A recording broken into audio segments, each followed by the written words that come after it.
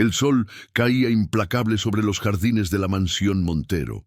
Mateo Suárez, 22 años, moreno por el sol y con manos encallecidas por el trabajo, podaba meticulosamente los rosales mientras gotas de sudor resbalaban por su frente. 5 años llevaba trabajando como jardinero en aquella imponente propiedad, convirtiéndose en el artífice invisible de la belleza que todos admiraban, pero nadie agradecía. Para la familia Montero, él era solo un empleado más, una figura que se difuminaba entre los arbustos al caer la tarde. «Mateo, las gardenias del invernadero necesitan atención urgente», gritó doña Eugenia, la matriarca de la familia, desde el balcón de mármol.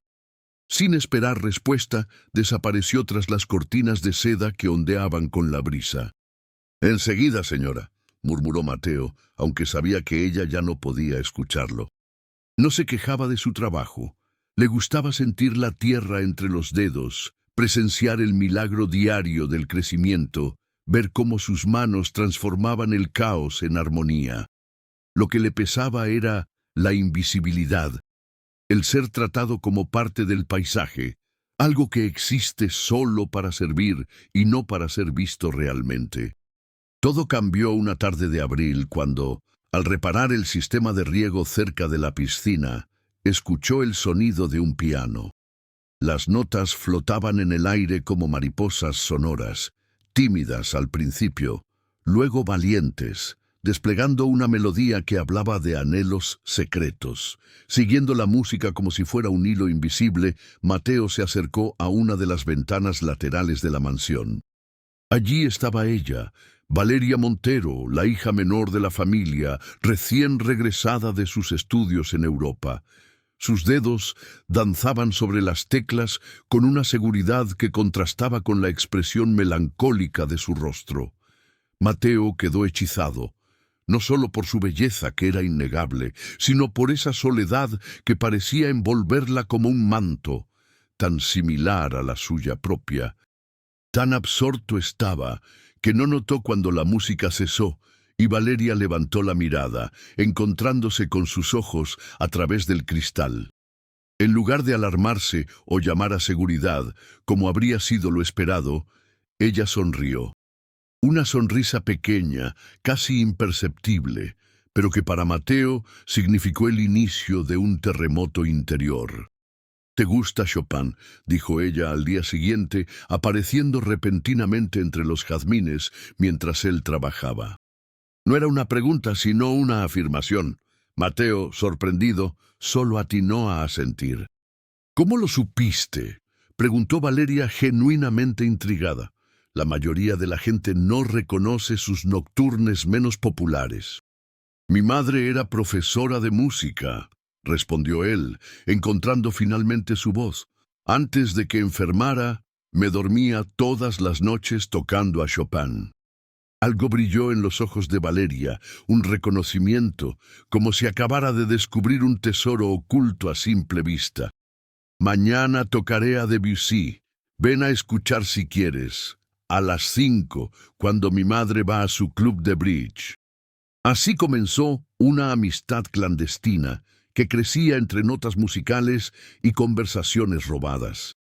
Mateo descubrió en Valeria a una mujer atrapada en una jaula de expectativas, obligada a representar un papel en una obra que no había elegido. Ella encontró en él una autenticidad refrescante, una pasión por la vida simple pero profunda que le era desconocida. «A veces sueño con escapar», confesó Valeria una tarde, mientras compartían un momento en el invernadero, fingiendo que ella recibía instrucciones sobre el cuidado de las plantas exóticas. «Irme lejos, donde nadie conozca mi apellido, ni espere de mí que sea la perfecta heredera Montero». «¿Y qué te detiene?», preguntó Mateo, consciente de que estaba cruzando una línea invisible. «El miedo», respondió ella con una honestidad que lo desarmó. «Miedo a lo desconocido. A descubrir que sin el apellido, sin la fortuna, sin todo esto», hizo un gesto abarcando la mansión, «no soy nadie». «Eres alguien conmigo», dijo él, las palabras escapando antes de que pudiera detenerlas. «Y ni siquiera conozco tu apellido cuando tocas el piano». Lo que comenzó como amistad pronto se transformó en algo más profundo. Miradas que duraban un segundo más de lo necesario, manos que se rozaban al intercambiar herramientas de jardinería, corazones que latían al mismo ritmo mientras compartían silencios cómplices. Era un amor imposible, nacido en el terreno equivocado, como una flor hermosa que crece en la grieta de un muro condenado a derrumbarse. Durante 2 meses vivieron en esa burbuja frágil, construyendo un mundo paralelo donde sus diferencias no importaban. Mateo comenzó a soñar despierto, a vislumbrar posibilidades que antes le habrían parecido absurdas. Quizás podría ahorrar lo suficiente, estudiar, convertirse en alguien digno de presentarse ante la sociedad de los Montero sin agachar la cabeza. Quizás Valeria realmente lo elegiría a él por encima de todo. La realidad golpeó con la fuerza de un huracán una noche durante la fiesta de compromiso de la hermana mayor de Valeria. Mateo había sido asignado a ayudar con el servicio, una tarea ajena a sus funciones habituales, pero que aceptó con la secreta esperanza de ver a Valeria en un entorno diferente. Vestida con un elegante vestido azul noche, Valeria resplandecía mientras conversaba con los invitados, interpretando perfectamente su papel. Mateo la observaba desde la distancia, como quien contempla una estrella, consciente de su inaccesibilidad. Fue entonces cuando Ricardo Aguirre, hijo de uno de los socios más importantes del Imperio Montero, se acercó a ella con la confianza que da el pertenecer al mismo mundo. Desde su posición, Mateo vio cómo Ricardo tomaba la mano de Valeria, cómo se inclinaba para susurrarle algo al oído, cómo ella reía con esa risa social que no llegaba a sus ojos. Sintió una punzada de celos, irracionales pero intensos. En un impulso que más tarde maldeciría, decidió acercarse con una bandeja de champán solo para estar cerca de ella un momento. Fue un error cataclísmico. Al intentar servir una copa, su mano tembló ligeramente, derramando algunas gotas sobre el traje de Ricardo. No fue nada grave, apenas unas salpicaduras, pero suficiente para desatar la tormenta. «Imbécil, ¿no ves lo que has hecho?», bramó Ricardo, atrayendo todas las miradas. «Este traje cuesta más que todo lo que ganarás en tu miserable vida». Mateo comenzó a disculparse, pero Ricardo no había terminado con su humillación. «Encima te he visto toda la noche mirando a Valeria como un perro hambriento. ¿Te crees que no me doy cuenta? Un jardinero. No me hagas reír». El silencio que siguió fue ensordecedor. Todos los ojos estaban fijos en la escena, algunos con vergüenza ajena, otros con un disimulado placer por el drama inesperado.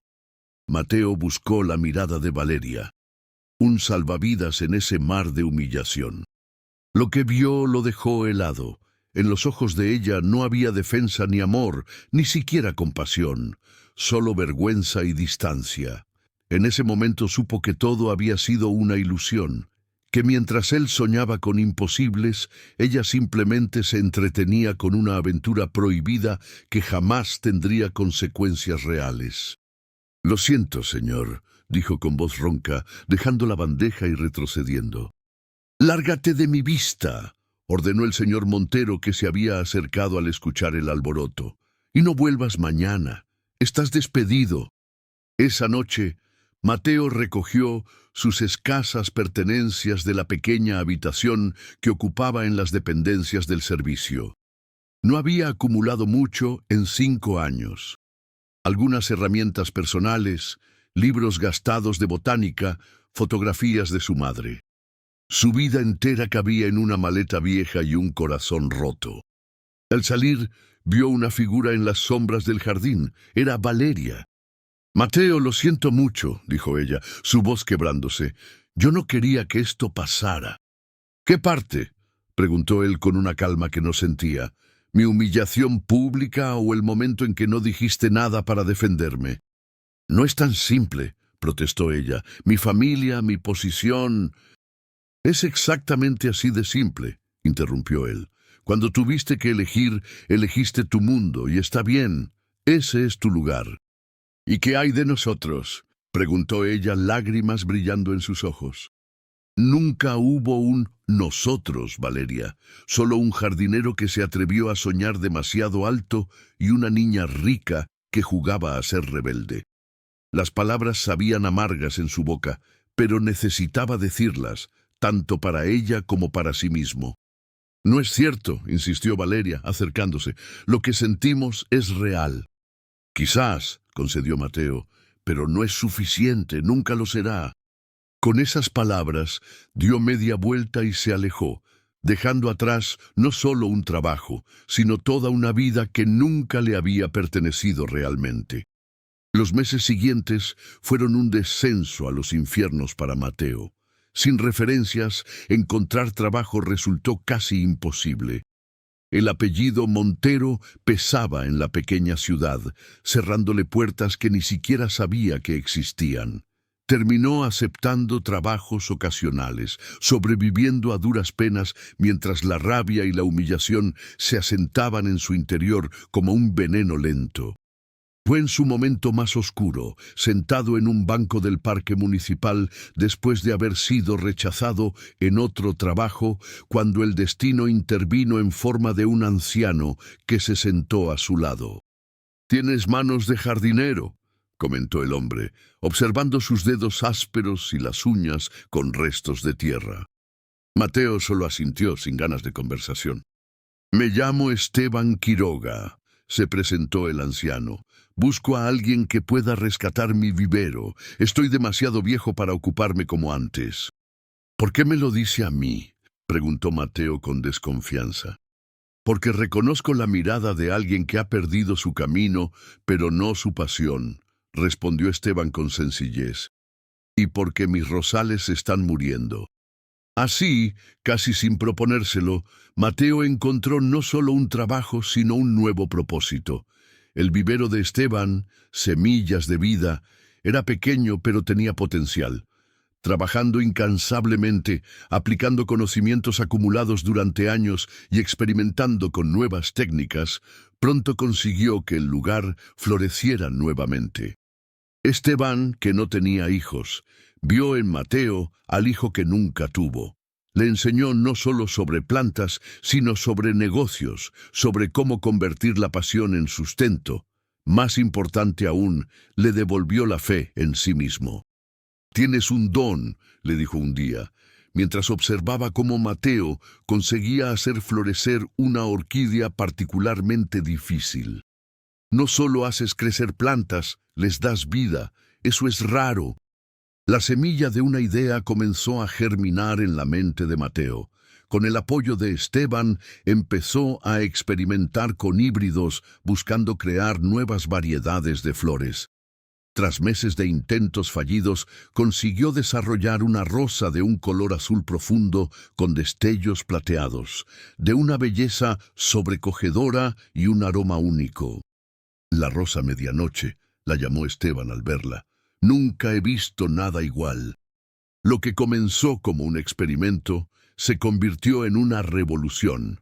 La rosa medianoche, patentada por Mateo, se convirtió en una sensación en el mundo de la jardinería de lujo. Celebridades, hoteles de 5 estrellas y coleccionistas de todo el país comenzaron a solicitar ejemplares, dispuestos a pagar fortunas por ellos. En 3 años, Semillas de Vida pasó de ser un pequeño vivero local a una empresa con alcance nacional. Mateo, siempre con Esteban como socio y mentor, expandió el negocio a diseño de jardines exclusivos, investigación botánica y desarrollo de nuevas variedades florales. A los 27 años, Mateo Suárez se había convertido en un empresario exitoso, respetado en su campo y con una fortuna creciente. El niño pobre que una vez fue humillado por soñar demasiado alto, Ahora aparecía en revistas especializadas como un innovador, un visionario que había revolucionado la industria. Sin embargo, el éxito material no había sanado completamente sus heridas internas. A pesar de las mujeres que ahora se interesaban en él, Mateo mantenía su corazón cerrado, protegido tras un muro de cortesía profesional y distancia emocional. En sus noches solitarias, a veces se sorprendía recordando melodías de Chopin y preguntándose qué habría sido de Valeria. El destino, con su ironía habitual, volvió a intervenir cuando menos lo esperaba. Una mañana de primavera, mientras Mateo supervisaba la instalación de un jardín vertical en el nuevo centro comercial de la ciudad, escuchó una voz familiar a sus espaldas. Dicen que algunas plantas solo florecen después de pasar por el fuego. Al girarse, allí estaba Valeria, más madura pero con la misma mirada melancólica que recordaba. Vestía con sencillez, sin las joyas ni la ropa de diseñador que solía llevar. Valeria, dijo él, sorprendido de lo calmada que sonaba su voz cuando su corazón martilleaba contra sus costillas. He seguido tu carrera, continuó ella. Lo que has logrado es impresionante. Siempre supe que eras extraordinario. ¿Qué haces aquí?, preguntó Mateo, recuperando su compostura. Trabajo aquí, respondió ella con una sonrisa tímida. Soy la directora de la escuela de música que abrirá en el 3er piso. ¿Trabajas? La pregunta escapó antes de que pudiera contenerse. Muchas cosas han cambiado, Mateo, dijo Valeria con un suspiro. Mi familia perdió casi todo en una mala inversión. Ricardo, por supuesto, desapareció con la fortuna. Tuve que valerme por mí misma por primera vez en mi vida. La revelación dejó a Mateo sin palabras. La idea de Valeria enfrentando dificultades económicas era algo que nunca había contemplado. Lo siento, dijo finalmente. Yo no, respondió ella con sorprendente firmeza. Fue lo mejor que podía pasarme. Me obligó a descubrir quién era realmente sin el apellido, sin el dinero, a valorar lo que realmente importa. Se hizo un silencio entre ellos, cargado de palabras no dichas y años perdidos. Te debo una disculpa, continuó Valeria, por no defenderte aquella noche, por ser tan cobarde. Ha sido mi mayor arrepentimiento. Mateo la miró realmente entonces, más allá del recuerdo idealizado que había guardado. Vio a una mujer que había pasado por su propio fuego, que había sido forjada por sus propias pruebas, y algo dentro de él, algo que creía muerto, comenzó a despertar nuevamente.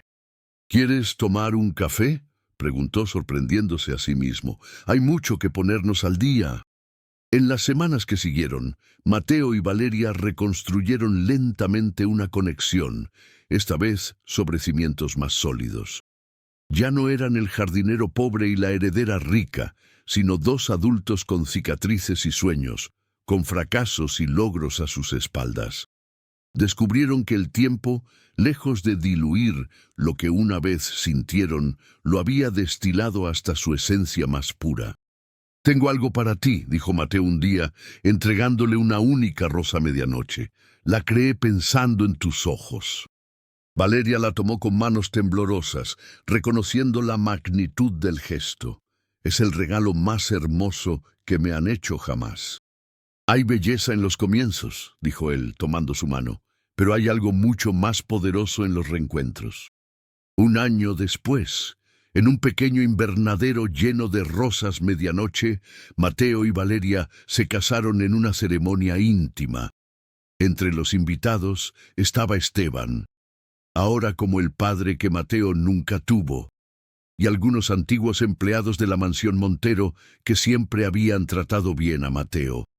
La noche de su boda, mientras bailaban bajo las estrellas en el jardín que habían diseñado juntos, Mateo reflexionó sobre el extraño camino que lo había llevado hasta allí. La humillación que una vez amenazó con destruirlo se había convertido en el catalizador de su transformación. El dolor que creyó que lo definiría para siempre había sido solo un capítulo en una historia mucho más grande. ¿En qué piensas?, preguntó Valeria notando su expresión contemplativa. En que a veces tenemos que perderlo todo para encontrar lo que realmente necesitamos, respondió él, y en que el jardinero pobre y la niña rica finalmente encontraron su lugar, juntos. Ya no eres pobre y yo ya no soy rica, sonrió ella. No, concedió Mateo abrazándola más cerca. Ahora somos algo mucho mejor. Somos simplemente nosotros. Mientras la música de Chopin flotaba en el aire nocturno, Mateo comprendió la lección final de su viaje.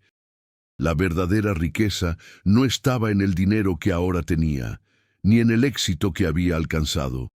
Estaba en haber permanecido fiel a su esencia a pesar de las tormentas, en haber convertido el rechazo en impulso y el dolor en crecimiento.